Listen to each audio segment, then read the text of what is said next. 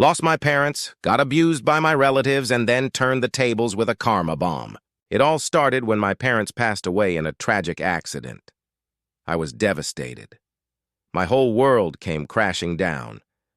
The funeral was a blur, but I remember feeling like I was drowning in grief. That's when my uncle, my father's brother, stepped in with his family. They offered to move in with me to take care of me during this difficult time. I was grateful for their support. They started making themselves at home, taking over my space and treating me like a burden. My aunt would constantly belittle me, saying things like, "You're just like your parents, careless and irresponsible." My cousins would mock me behind my back and sometimes to my face, calling me a disaster and saying that my parents' death was probably because of something I did. My uncle would accidentally take money from my wallet or help himself to my food without asking. It was like they were trying to break me. I felt trapped and helpless. These people were supposed to be supporting me during the darkest time of my life, but instead they were suffocating me with their toxic behavior. As time went on, Aunt Sarah's help turned into a never-ending list of chores for me to complete. She'd wake me up at 6 a.m. every day, handing me a to-do list that seemed to grow longer by the minute. I was expected to cook, clean, do laundry, and take care of the yard work, all while my cousins lounged around playing video games or watching TV. I tried to protest, explaining that I had schoolwork and my own life to attend to, but Aunt Sarah would just give me that condescending smile and say, "You need to learn responsibility, dear. Your parents would want you to help out." But it wasn't just about helping out. It was about being treated like a servant. My cousins would leave their dirty dishes and trash everywhere, knowing I'd be the one cleaning up after them. They'd break things and blame it on me, or accidentally knock over plants and expect me to clean up the mess. Aunt Sarah would constantly criticize my cleaning methods, saying I wasn't doing it right or that I was wasting too much time on trivial tasks. She'd take away my phone and laptop privileges if I didn't finish my chores on time, leaving me feeling isolated and trapped. I started falling behind in school because I was too exhausted from doing all the household chores. My grades began to slip and my teachers started calling home, only for Aunt Sarah to answer and spin some sob story about how I was struggling with grief and needed extra support. Meanwhile, my cousins were getting away with everything. They'd skip school whenever they felt like it or come home late at night without any consequences. Aunt Sarah would just laugh it off, saying they were just kids being kids. I felt like I was living in some kind of twisted nightmare. My parents' death had brought out the worst in these people. One night, as I was lying in bed, I overheard Aunt Sarah and Uncle Tom talking in the kitchen. They must have thought I was asleep because their voices were low, almost conspiratorial. "We need to get him out of here," Aunt Sarah whispered. "He's becoming more trouble than he's worth. Once we kick him out, we can claim the inheritance for ourselves." Uncle Tom agreed. "Exactly.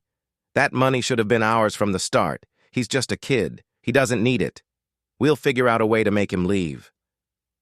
My heart raced as I listened to their plans.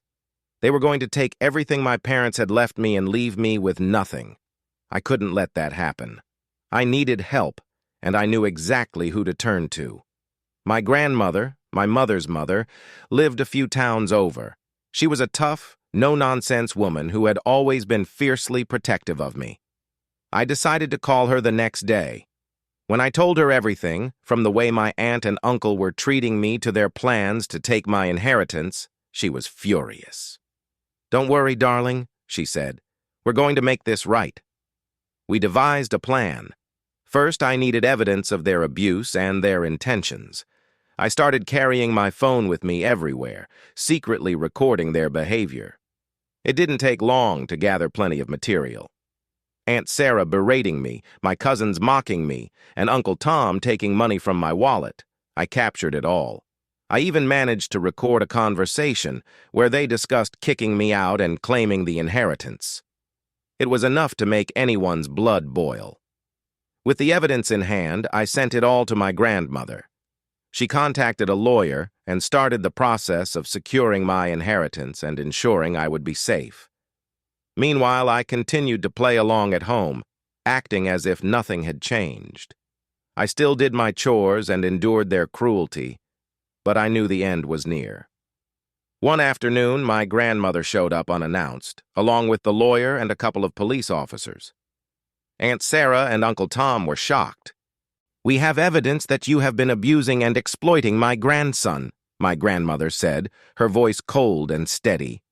"You will leave this house immediately, and you will not come back." The police officers made sure Aunt Sarah, Uncle Tom, and their kids packed up and left without causing a scene. I watched them go, feeling a mix of relief and vindication. Once they were gone, my grandmother hugged me tightly. "You're safe now," she said. "They won't hurt you anymore."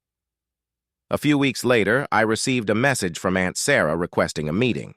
She and Uncle Tom claimed they wanted to apologize and make amends. Despite my skepticism, I agreed to meet them in a public place for safety. At the local cafe, Aunt Sarah and Uncle Tom greeted me with somber expressions and forced smiles. They began with apologies, expressing regret for their actions and claiming they had realized their mistakes. Their demeanor was uncharacteristically soft and remorseful, but I remained silent, letting them continue.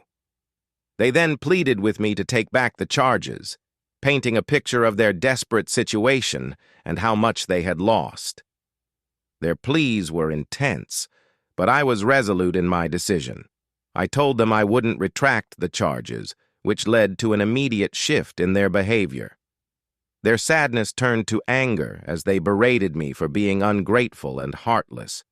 They accused me of repaying their kindness with cruelty, and Uncle Tom warned me I would regret my decision.